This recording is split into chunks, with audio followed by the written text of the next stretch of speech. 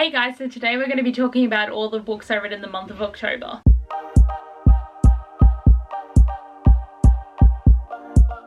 I know this is another random location and like, yes, this is all of my wardrobe. It's so nice that it's like walk-in, but my books are on the shelves. They're all over there and I can't show it to you guys yet until I do like the grand reveal of the bookshelves, because I have 2 videos coming out for it and I'm very excited for it, and that will be next week. So I'm having to film with the wardrobe present. Like, I'm sure it's neat.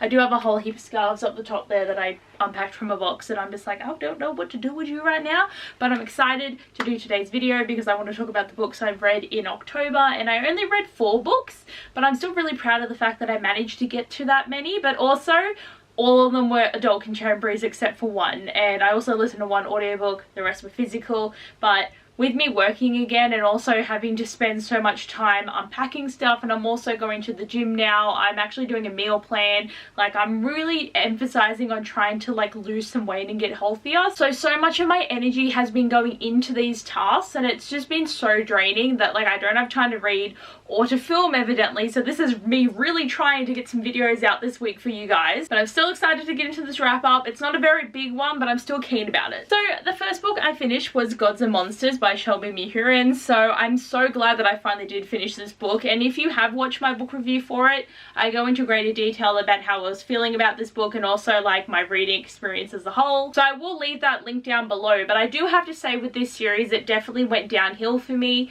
The first book was like the peak and it just kept going down. Like the second book, so many people complained about because I really didn't like it, but I really appreciated the second book and I liked where the journey was going. But when you get to this third book, you can really tell how bad a decision it was to make 1 book into 2 books. And like, there was a lot of things that happened in this book that I was not a fan of, and tropes that kept coming out at me, and I'm like, please, this is like some of my most hated shit. Don't do this to me because I don't want to read about it. But I feel like the conclusions of character stories was done really well, I guess, and there was some really cool moments and some really sweet character moments, but I was just like not here for the plot by the end. I only wanted to know what was happening relationship wise and friendship wise and just general people wise. But I gave this 4 stars because I didn't want to like really give it like that bad of a rating, because this series still means a lot to me.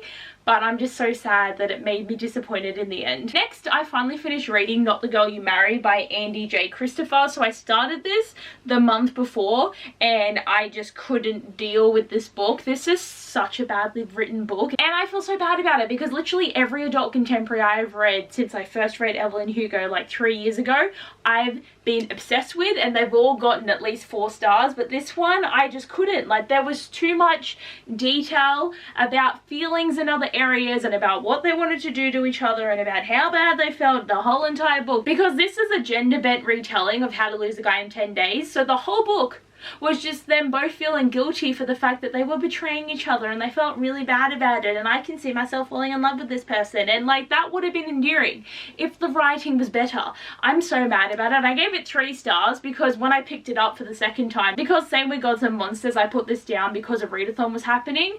And like picking it up, I was able to like get past the writing a little bit more, and so the second half I appreciated more.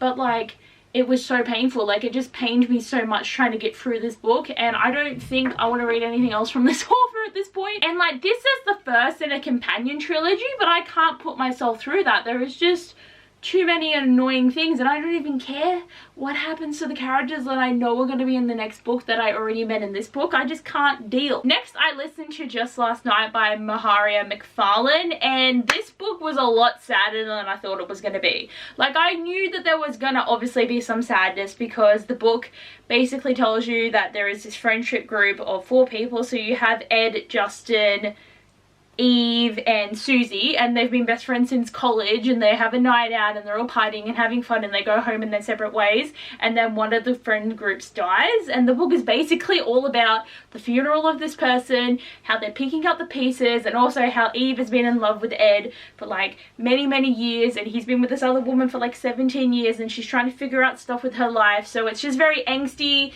and heartbreaking, and there was some times when I was just getting really sad because it was just awful to have to read the experience of her going through grief for losing a friend. It was really good too though, because there were some characters that get introduced in the book and you think that they might be really bad people, but in the end they actually seem like they're quite nice. So I really like the way that characters were developed in this book, and I'm not saying this is a bad book, I just didn't expect to be so heartbroken in the reading experience. I really do like the way Maharia writes. Like, she has really interesting storytelling and she does make it feel very like realistic and raw with everything she writes, because the other book that I read from her was about a girl who was with this guy for a very long time and then out of nowhere he decided to break off their relationship and she didn't know where it came from, and then fake dating ensued and then she found someone better for her. Like, she writes really good stories and I definitely appreciated the story, and I really liked the relationship that we had in this book. That was really good, and it was just a really quick and easy audiobook in the experience I had reading it. Like, I just felt like it was so quick and like so many good characters and everyone was fleshed out, and even the character that died was really fleshed out even though we only got to see them for just this little bit of the book.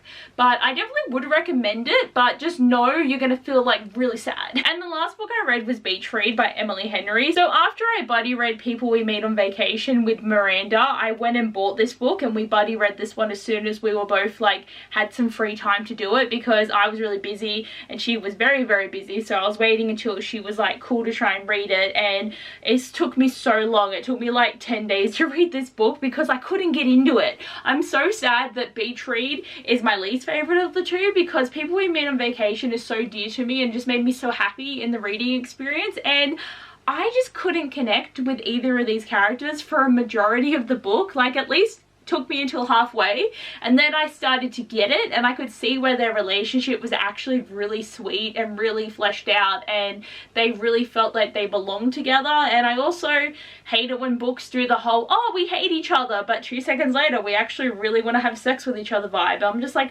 no, make them hate each other for longer, because then you really want to like get more of the angst and the tension. Like, I feel like it just went from like hate, tension, love like really quickly. But I love so much that this is a book about writing, and I really like the way that they like swapped storytelling, because January, who is the main character, normally writes romances, but she hasn't been in a romantic mood lately, so she decides to swap with Gus because he likes to write like thrillers where everyone dies and it's always really sad. So she decides to write a really realistic book, and then he decides to do a romantic book. And I like the way that they were both trying to like write like each other but also write like themselves, and I like the way that her story evolved. And this is another one that actually had some really sad themes that you don't expect to be necessarily in the book and to have such a like front seat, but the romance was really good in the end. But I gave this one 4 stars because I was just not vibing with it at all. Like, I thought I would do way better and I had such high hopes after really enjoying the first one, but it's just not what I wanted, and I'm really sad about it. But I do know that I'm excited for the book that she is writing that's coming out next year. That's something about book lovers, so it's like someone who like reads books for a publishing house, and I'm like, yes, please give me this book, it sounds amazing. So I feel like this is like not a very big wrap up, and literally like Gods and Monsters and Beatrix are books that I bought after I moved, so the only one that I got off my list was Not the Girl You Marry. And like, I basically got through like 9 of the books that I brought with me when I made that video like earlier in the year, and I still really want to try and push through and get to all the other ones, but like I can't even remember what they are now that they're like all in the bookshelves and everything. But I took a photo, so I'll have to keep like cross-referencing that photo to be like, what have I read? So anyway guys, that is all for today's wrap up. So as I said, I didn't really read that much, but I'm feeling like 4 to 5 books is going to become like my normal standard, because I just can't read any quicker and it makes me so mad. Like, I wish I could read more. I used to be able to read like 8 to 10 books a month, and that's just not happening. I still think I'm going to try and make myself read 52 next year, because bitch, if I don't, my TBR is just going to be out of control and it's not going to happen. But anyway guys, thanks so much for this video. I hope you enjoyed, and I'll see you guys next time. Bye!